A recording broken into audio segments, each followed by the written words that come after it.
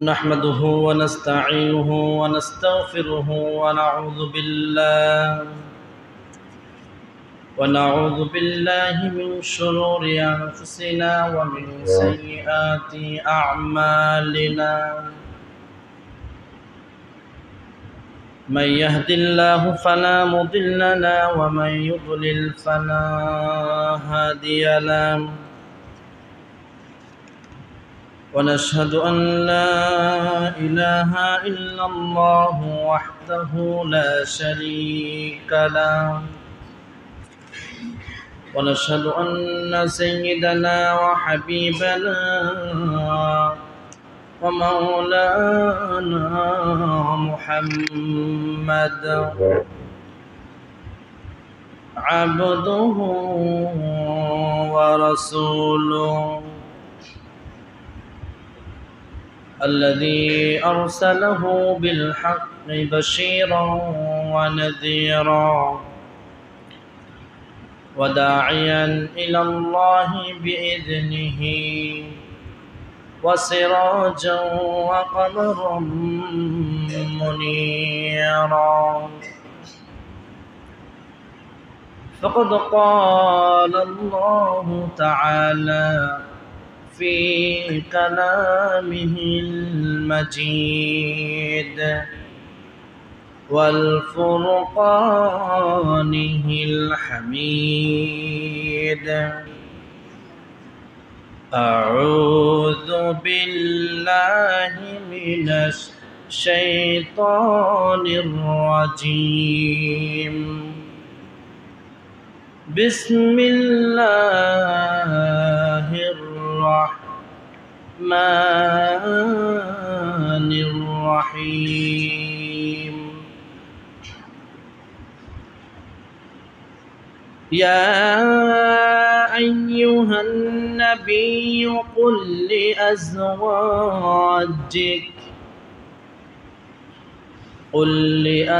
لأزواجك إن كنتن تردن الحياة الدنيا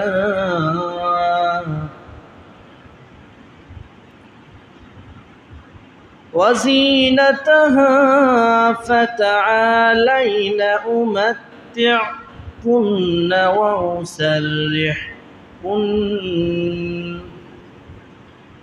وأسرحكن سراحا جميلا.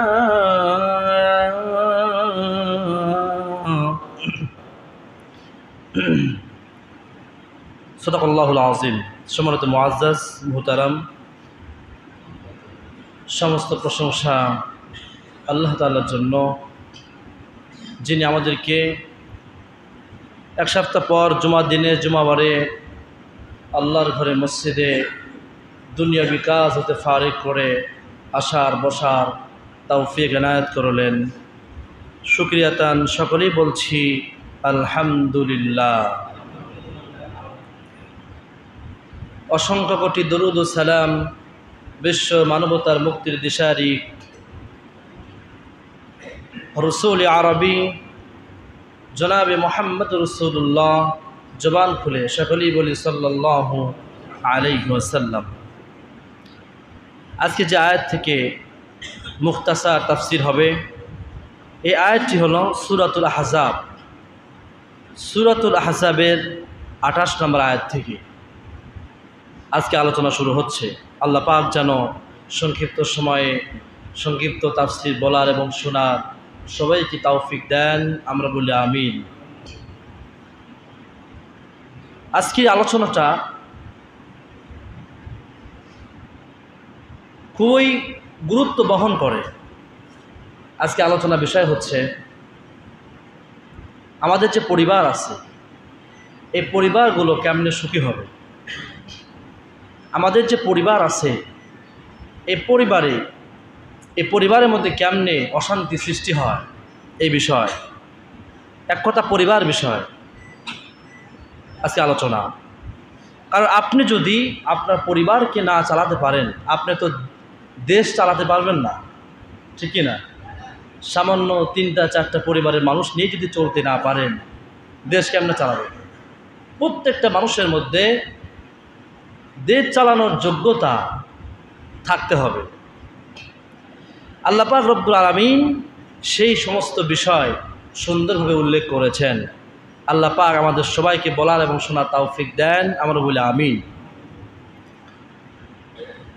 যে আয়াতে কারিমা আমি তেলাওয়াত করলাম, আল্লাহ পাক বলেন, ইয়া আইয়ুহান নাবিয়্যু কুল লিআজওয়াজিকা ইন কুনতুন্না তুরিদনাল হায়াতাদ দুনিয়া ওয়া যিনাতাহা ফাতাআলাইনা উমাত্তি'কুন্না ওয়া উসাররিহুকুন্না সারাহান জামিলা।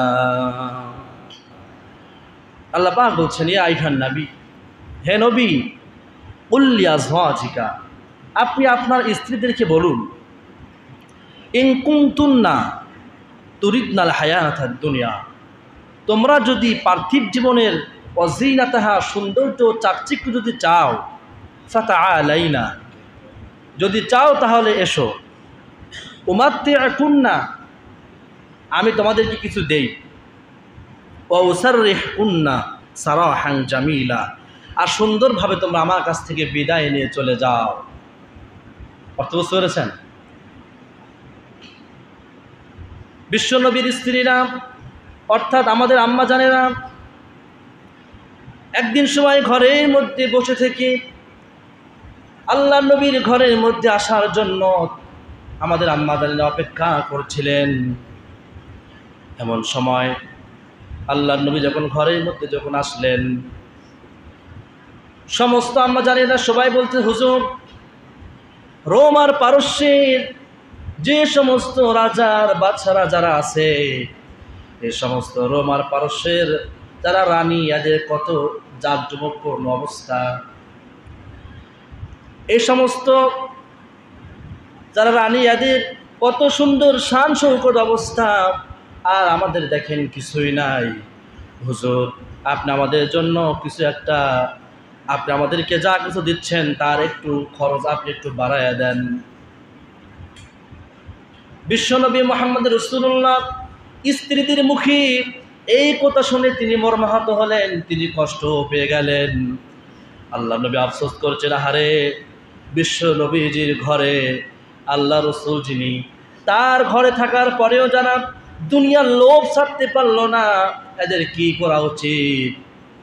আল্লাহ নবী কষ্ট পাচ্ছিলেন। আল্লাহ পাক আয়াত নাজিল করে দিলেন, হে নবী, আপনি আপনার স্ত্রীদেরকে ডাক দিয়ে বলুন, তোমরা যদি এই দুনিয়ার পার্থিব জীবনে চাকচিক্য চাও তাহলে তোমরা এসো, আর কিছু নিয়ে যাও, আর তোমরা আমার কাছ থেকে একদম একেবারে তালাক হয়ে চলে যাও। আল্লাহ নবী চুপ রয়ে, আল্লাহ নবী ঘরের মধ্যে একদম চুপচাপ, স্ত্রীরা মিছিলের মতো করতেছে, মেয়েদের যে অবস্থা।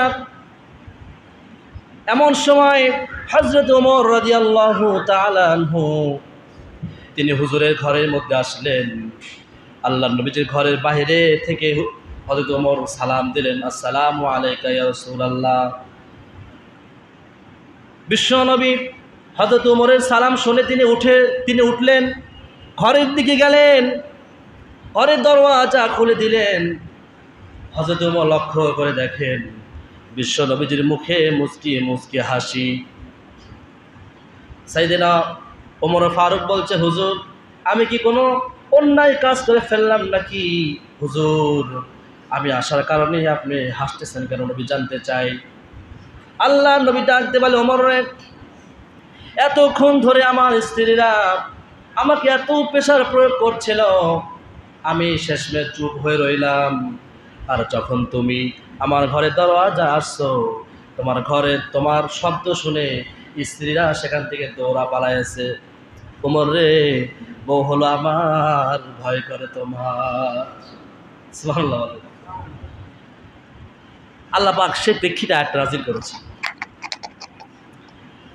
স্ত্রীরা বললেন, হুজুর, রোম পারস্যে যারা রাজারা আছে, এই সমস্ত যারা রানী, এদের কত শান শৌকত অবস্থা, আপনি কি আমাদেরকে কিছু দিবেন না? আমাদের আম্মা জানেরা কিন্তু অতটা চাচ্ছেন না, যে কষ্টের মধ্যে আছেন কষ্ট থেকে একটু তারা অগ্রসর চাচ্ছেন। আল্লাহ পাক বললেন যে না, তোমরা যদি দুনিয়া চাও তাহলে তোমরা আসো, সব নিয়ে যাও, আর আমার কাছ থেকে তোমরা পৃথক হয়ে যাও। আল্লাহ পাক রব্বুল আলামিন এরপরে বলছেন ওয়াইন কুনতুন্না তুরিদিনাল্লাহা ওয়া রাসূলাহু ওয়াদ-দারাল আখিরাতা ফাইন্নাল্লাহা আ'আদ্দা লিল মুহসিনাতি মিনকুন্না আজরান আযীমা। আল্লাহ পাক ওহী নাযিল করতে বললেন, হে নবী আপনি বলুন, আপনার স্ত্রীরা যদি আমি আল্লাহকে চায় আর যদি আপনার রাসূলকে চায়, ওয়াদ-দারাল আখিরাতা, আর তারা যদি আখিরাতের সুখ শান্তি যদি তারা চায়, ফাইন্নাল্লাহা আ'আদ্দা লিল মুহসিনাত মিনকুন্না আজরান আযীমা, তাহলে এই সমস্ত নেককারিনা মুহসিনা বান্দীদের জন্য আল্লাহ পাক মহান পুরস্কার রেখে দিয়েছেন। জোরে বলেন সুবহানাল্লাহ। বর্তমান সবার অবস্থা একই হয়ে দাঁড়িয়েছে, ঘরে শান্তি নাই, অশান্তি বিরাজ করে, ঠিক কিনা? আসলে কি জানেন, খুব মন দিয়ে শুনবেন, পুরুষ জাতি কখনো কাজকর্ম করে পুরুষ জাতি কখনো অস্থির হয়ে পড়ে না। পুরুষ জাতি অস্থির হয়ে পড়ে দুইটা কারণে, একটা হচ্ছে পারিবারিক চাপ, আর একটা হচ্ছে যে নারীকে সবচেয়ে বেশি ভালোবাসে ওই নারীর যন্ত্রণা, ওই নারীর কষ্ট, ঠিক কিনা? পেশার প্রয়োগ।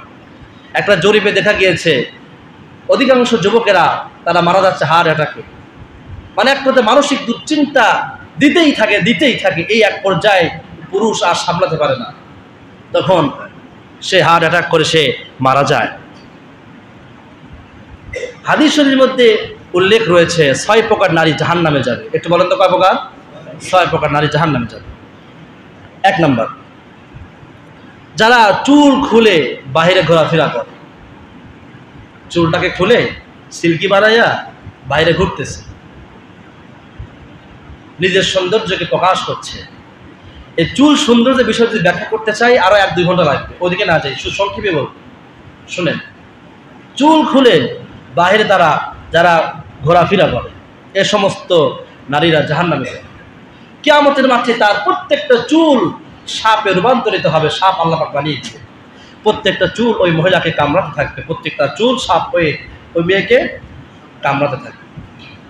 2 নাম্বার, যারা স্বামীকে সম্মান দেয় না, স্বামীকে মনে করে একটা এমনি কিছু একটা জন্তুমন্তু হবে, ঠিক আছে, স্বামীর কোনো সম্মান নাই, তাসিম নাই, স্বামীকে অসম্মান করে কথা বলে, অন্য লোকের সামনে স্বামীর বেয়াজ্জতি করে। একটা দৃষ্টান্ত আমি আপনাদেরকে দেই, দেখবেন কার কার স্ত্রী এই কাজটা করে, আজকে থেকে নিষেধ করে দেবেন। সেটা হচ্ছে, আপনার স্ত্রী মনে করেন পাশের বাড়ির ভাবি, তারপরের বাড়ির ভাবি আছে, আপনি বাড়িতে নাই, কয়েকজন মেয়ে একসাথে বসে আছে, কার স্বামী কেমন সেখানে আলাপচারিতা হয় কি হয় না? হয় কি হয় না? ইঙ্গিতে বুঝবেন, সবকিছু তো আর ডাইরেক্ট মারা যায় না। স্বামী যদি কোনো দোষ ত্রুটি থেকে থাকে, ওই তার স্ত্রীটা তার ভাবিকে বলতেছে। আচ্ছা, এর দ্বারা কি ওই স্বামীর সম্মান বাড়লো না কমলো? হ্যাঁ, বাড়লো কমলো? এই যে সমস্ত স্ত্রীরা স্বামীর সম্মানকে হীন করে, এরা জাহান্নামে যাবে। এরা যত বড়ই তাহাজ্জুদ গুজারি হোক না কেন, এরা যত বড়ই বুজুর্গ হোক না কেন, এরা জাহান্নামে যাবে। নাম্বার 3, স্বামীকে বাদ দিয়ে যারা অন্য পুরুষের সাথে তামাশা করে। বাড়িতে একটা দেওয়ার আছে, দেওয়ার তো মৃত্যু সমতুল্য। দেওয়ার ভাষা কি সমতুল্য? মৃত্যু সমতুল্য।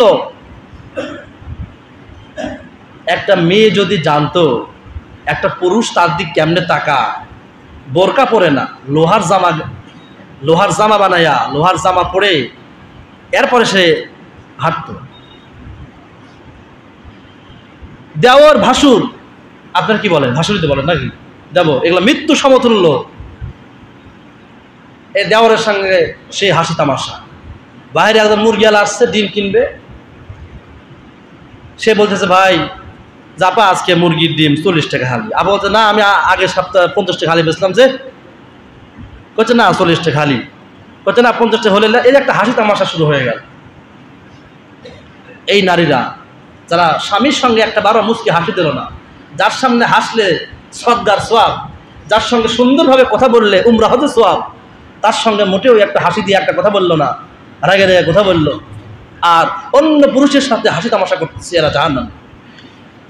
4 নাম্বার, অপবিত্র থেকে যারা পবিত্র হতে অনেক সময় নেয়। মেয়েরা প্রতি মাসে মাসে কিন্তু নাপাক হয় কি হয় না? নাপাক সেরে গিয়েছে, পাক হবে, পবিত্র হবে, এটা হতে আলসবক, মানে একটা অলস অলস ভাব।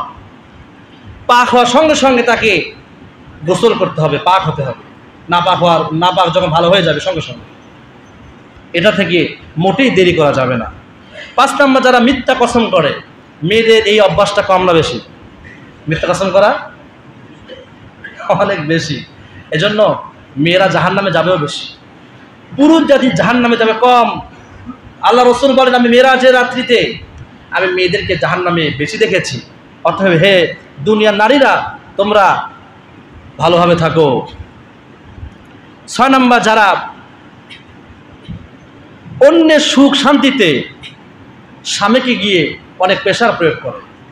অন্য একজন মনে কর সুখ শান্তিতে আছে, ওটা দেখে দেখে স্বামীর প্রতি অত্যাচার, অমুক ভাই এত শান্তিতে আছে আর তুমি এ শান্তিতে নাই, তুমি কি করো?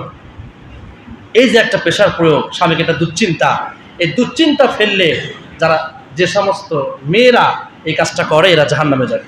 এরা যদি 5 ওয়াক্ত নামাজও পড়ে, এরা যদি তাহাজ্জুদ গুজারিও হয়, তারপরও এরা জাহান্নামে যায়। চিল্লাকে নাউজুবিল্লাহ।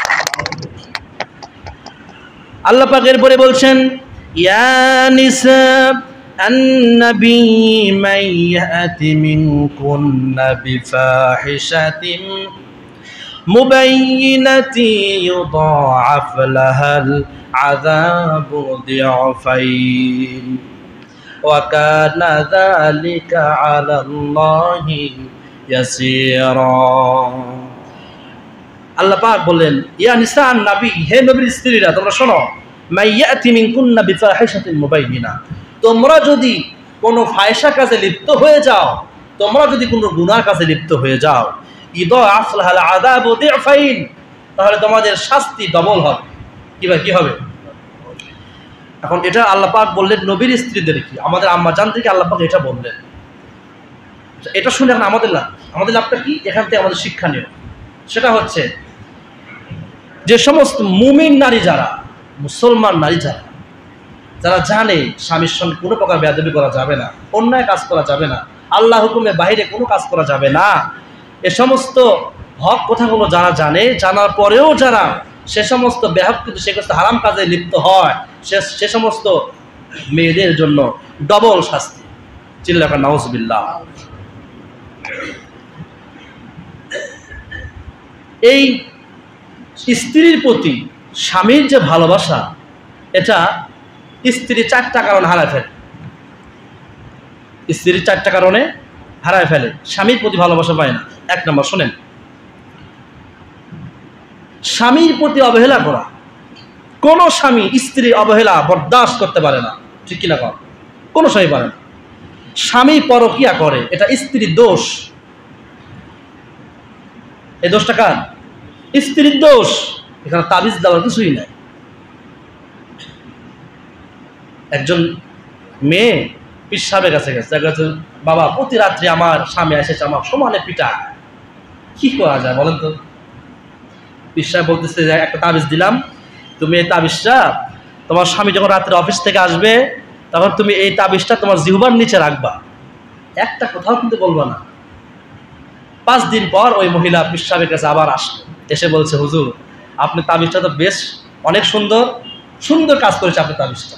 বলতেছে, মারে তাবিজে কাজ করে, তাবিজটা ঢোল কিছুই না, তোর জিহ্বার নিচে যে তাবিজ রেখেছিলি আর তোর স্বামীর মুখে মুখে তুই যে তর্ক করিসনি, এই জন্য তোর স্বামী 5 দিন তো কিছুই করে।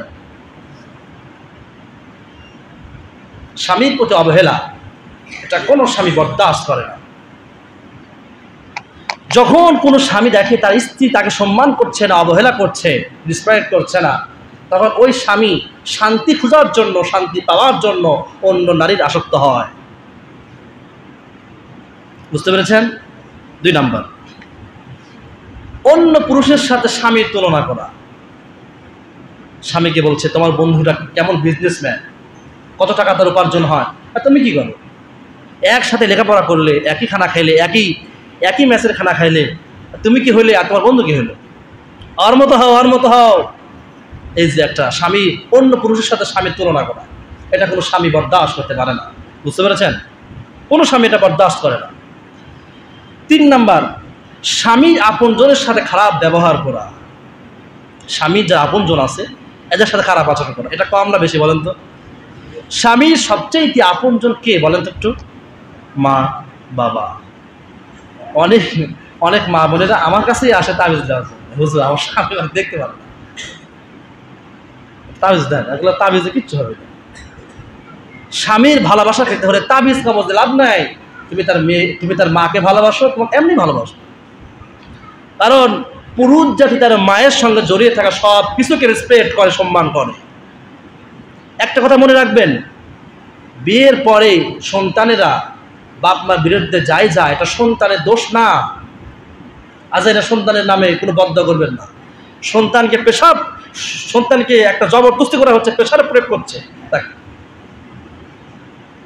তাকে চাপ প্রয়োগ করছে তার স্ত্রী। এই কারণে আপনার সন্তান আপনার সঙ্গে বেয়াদবি করছে। বেয়াদবিটা সে যে করছে, এটা সে মন থেকে করছে না, সে করতেছে আর আফসোস করতেছে, হায় রে, যে মা আমাকে ভাষা শিখিয়েছে সে মায়ের সামনে আজকে আমি উচ্চ গলা কথা বলতেছি। এই যে আল্লাহ শব্দটা, আল্লাহ শব্দের মধ্যে যত দয়া আর মায়া, যত কুল কায়নাত মাখলুকাত যত দয়া, আল্লাহ শব্দের মধ্যে আল্লাহ পাক সব কিছু ঢুকিয়ে দিয়েছেন। সুবহানাল্লাহ বলেন। ঠিক তেমনই ভাবে মা শব্দটা, এই মা শব্দটা এতটুকু একটা শব্দ, এই মা শব্দের মধ্যে এই মায়ের চাইতে এত দয়া আর এত মায়া পৃথিবীর কোনো মানুষ করতে পারে না। আপনি যদি দেখেন কোন একজন মহিলা আপনাকে আপনার মায়ের চাইতে বেশি ভালোবাসতেছে, বুঝতে হবে এর ডায়েন, এর মধ্যে সমস্যা আছে। আপনি যদি দেখেন আপনার স্ত্রীর চাইতে কোনো মহিলা আপনাকে বেশি ভালোবাসতেছে, বুঝতে এর মধ্যে সমস্যা আছে। আপনি যদি দেখেন কোনো একটা মেয়ে আপনার নিজের বোনের চাইতে আপনাকে বেশি ভালোবাসতেছে, বুঝতে হবে এর মধ্যে স্বার্থ আছে। কারণ স্বার্থ ছাড়া পৃথিবীতে কেউ সামনে এগিয়ে আসবে না, কেউ আগে আসবে না। সুতরাং যে সমস্ত স্ত্রীরা শাশুড়ির প্রতি অনীহা প্রকাশ করে, মনে করেন আপনি একটা বাসা নিয়ে আছেন, চাকরি করেন, বাসা নিয়ে আছেন, আপনার মা আসতেছে বা মনে করেন আপনার শাশুড়ি আসতেছে, দেখবেন যে আপনার স্ত্রী আগে ভাগে রাইন দেয়া প্রস্তুত, ঘর সাফ করে, বিছানা সাফ করে, নতুন বিছানার চাদর পেরে, এরপরে রান্না টান্না সব শেষ করে রেডি। এরপরে মনে করেন দরজা খোলার শব্দ সে একটা শোনার জন্য সে একটা আশায় থাকে, কখন আমার বাপ মা আসবে। আর যখন আপনার বাপ মা যাবে আসবে, তখন সে বলবে এসে রাইন দেখাবি, আমার শরীর খারাপ। যদি দরজাতে এসে যদি নক করে, সে বলবে কি যা দরজা খুললো মনে হয় আইছে, বুঝলেন নাই? এই যে স্বামী তখন যদিও কিছু না বলতে পারে সন্তানের কারণে, সন্তান এতিম হয়ে যাবে সেজন্য, কিন্তু এই স্বামীর মধ্য থেকে ওই মেয়ের ভালোবাসা আস্তে আস্তে উঠতে থাকে। 4 নাম্বার, স্বামীর পছন্দের প্রতি অনীহা প্রকাশ করা। আপনার স্বামী, আপনি একটা 3 পিস একটা শাড়ি কিনে নিয়ে যে আপনার বউকে গিফট করলেন, আপনার স্ত্রী বলতেছে এই একটা পছন্দ তোমার, আমাকে নিয়ে আসলো বাজারে। আচ্ছা বাজারে গেল, দোকানদার ম্যাডাম সালাম আদুরি আলাদা। আপনার কাছে কিন্তু 1 ঘন্টা আগেই আপনাকে কিন্তু সেখানে একটা চেয়ারও দিল না বসার জন্য, ভাবি গেছে অমনি চেয়ার ছেড়ে দিচ্ছে। ভাবির কোলে একটা বাচ্চা আছে, এই বাচ্চাকে একটা বিস্কুট একটা আইসক্রিম দাও, মানে ভাবির মন গলে ওই তখনই শেষ। যে শাড়ির দাম 500 টাকা, তার দাম 2000 টাকা। ভাবি আপনি আছেন আর কিছু 500 টাকা হবে, আপনি 1500 টাকা দেন, লিয়া যান। আসলে ওই দামটা কত? 500। স্বামীর পছন্দকে যে সমস্ত স্ত্রীরা অনীহা প্রকাশ করে এরা জান্নাত। এই জন্য মহিলারা বেশিরভাগ জাহান্নামে যায়। মেয়েদের জন্য জান্নাত অতি সহজ আর অতি কঠিন। এরপরে স্বামীর মুখে মুখে তর্ক করা। এটা কম না বেশি? স্বামীর মুখে মুখে তর্ক, এটা কোনো স্বামী বরদাস্ত করতে পারে না। দুটা জিনিসের সমন্বয়ে সংসার গঠিত হয়। একটু বলেন তো কয়টা? দুইটা। একটা হচ্ছে ধৈর্য, একটা হচ্ছে রাগ। একটা ধৈর্য আর একটা মেয়েদের রাগ মেয়েদেরকে পথভ্রষ্ট রাস্তার দিকে নিয়ে যায়, আর পুরুষের রাগ পুরুষদেরকে টাকা কামানোর দিকে নিয়ে যায়। বিশ্বাস হয়? পুরুষ রাগ করবে, এটা স্বাভাবিক। আল্লাহ পাক ওইভাবে সৃষ্টি করেছে, কারণ পুরুষ জাতিকে আল্লাহ পাক কারো দাসত্ব করার জন্য সৃষ্টি করেনি।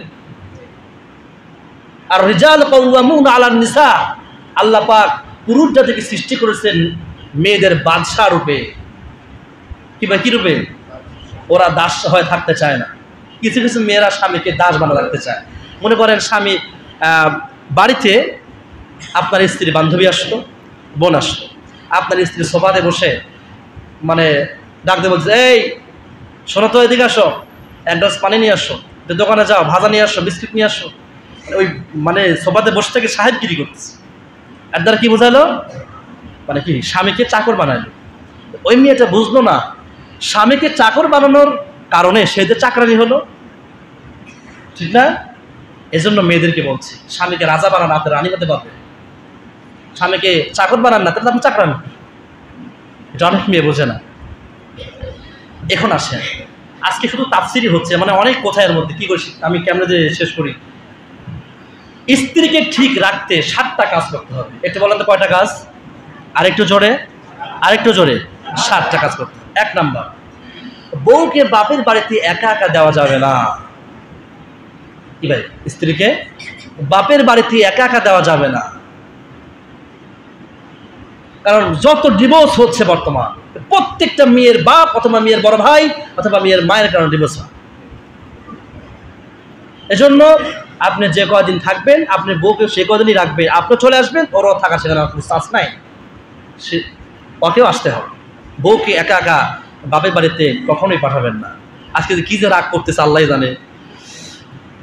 2 নাম্বার, বউকে বাজারে পাঠানো যাবে না।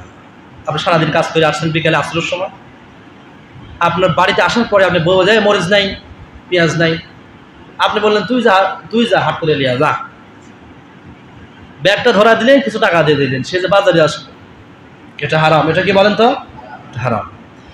3 নাম্বার, স্ত্রীকে স্মার্টফোন দেওয়া যাবে না। স্ত্রীকে, যে ব্যক্তি স্ত্রীকে স্মার্টফোন দিল, সে যেন তার ঘরের মধ্যে পরপুরুষকে জায়গা করে দিল। কি ভাই, কি করলো? পরপুরুষকে যতই বলুক আমি ওয়াজ দেখি, ওয়াজ দেখে শোনেন, স্ত্রীর স্ক্রিনের মানে স্ত্রীর মানে টাচ ফোনে, অ্যান্ড্রয়েড ফোনে, স্ত্রীর ফোনের ওয়েলপেপারে আপনার ছবি থাকা মানেই আপনাকে ভালোবাসে তা নয়। ইঁদুর মারার বিষয়ে কিন্তু ইঁদুরের ছবি থাকে, ঠিক কিনা? ইঁদুর মারা বিষ আছে না, ঠোসের মধ্যে দেখবেন ইঁদুরে কি আছে, ছবি আছে। তার মানে কি, ওরা কি ইঁদুরে অনেক ভালোবাসতেছে? আরে বিষ, ওটা খালি ইঁদুর মরে যাবে। আমরা পুরুষ জাতি অত্যন্ত মানে সহনশীল হয়ে থাকি, বিনয়ী, অল্পতে বিশ্বাস করে থাকি। আমরা এটা থেকে ফিরে আসতে হবে। 4 নাম্বার, বাসায় কখনো কোনো পর পুরুষকে আসতে দেওয়া যাবে না। আমরা কি করি? এই একটু এদিকে আসো তো, চা নিয়ে আসো, পানি নিয়ে আসো। কেন আপনি যেতে পারেন না?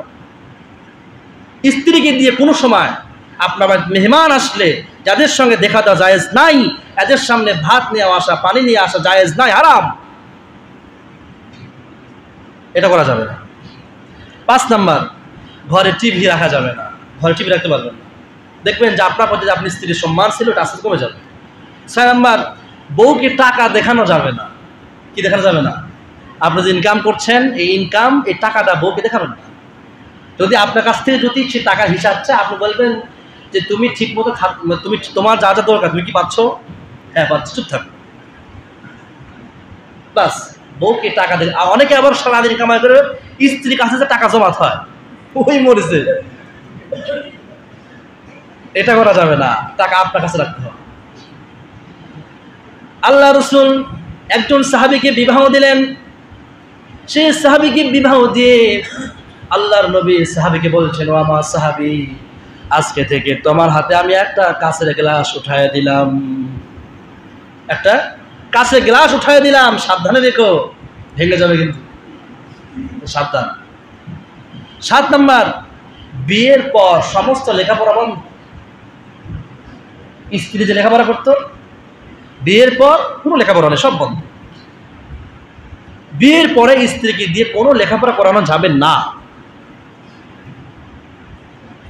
যখন ইসলামী দেশ, ইসলামীভাবে দেশটা শাসিত হবে, তখন মেয়েদের সেক্টর আলাদা থাকবে, পুরুষদের সেক্টর আলাদা থাকবে। যে অফিসে মেয়ে আর পুরুষ একসঙ্গে চাকরি করে, ওই অফিস থেকে ওই স্ত্রী যে বেতন পাচ্ছে, এটা মাকরুহে তাহরিমি। এটা কি বলেন তো? মাকরুহে তাহরিমি, হারামের নিকট পর্যায়ে। আর যে অফিসে শুধু মেয়েরা, সেখানে কোনো পুরুষ টুরুষ নাই, সে অফিসে সমস্যা নেই, ইসলামে ছাড় দিয়েছে। এদের এর থেকে আমাদের সাবধান থাকতে হবে। কি বা আপনারা কি বিরক্ত হচ্ছেন?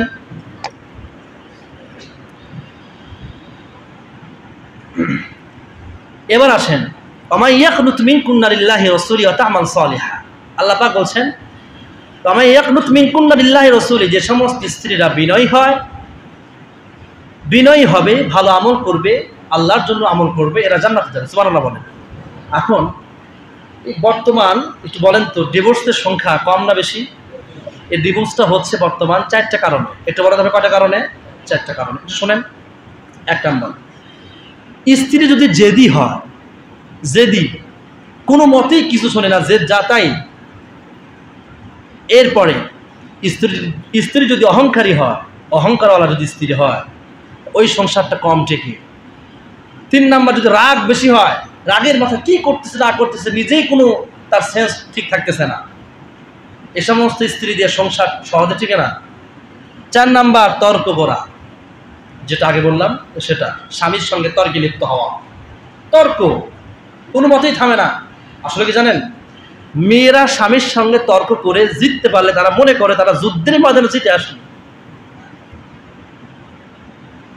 যদি একবার কয় না, ওরে না, আপনি যতই হা বোঝান, না নাই থাকে। এই জন্য পুরুষ জাতিকে ওই সময় চুপ থাকতে হবে, ধৈর্য সবর করতে হবে। এবার আসেন, এবার আমি 3টা গুণের কথা বলবো। দেখেন তো, এই 3টা গুণ আপনার মধ্যে আছে না নাই? এই 3টা গুণ যদি কোনো পুরুষের মধ্যে থাকে, ও পুরুষটা ভালো। এখন আপনার দিকে আপনার টাকা দেখবেন যে আপনি ভালো না খারাপ। 1 নম্বর, অল্পতেই মাথা গরম, অল্পতেই, কিন্তু একটু পরেই আবার মাথা ঠিক হয়ে যায়। 2 নাম্বার, তারা খুব সহজেই স্ত্রীকে বিশ্বাস করে, কিন্তু আবার ঠকেও যায়। তারা সহজেই স্ত্রীকে বিশ্বাস করে, শুধু স্ত্রীকে না, সবাইকে খুব সহজে বিশ্বাস করে, মানে তার মনটা সরল মন।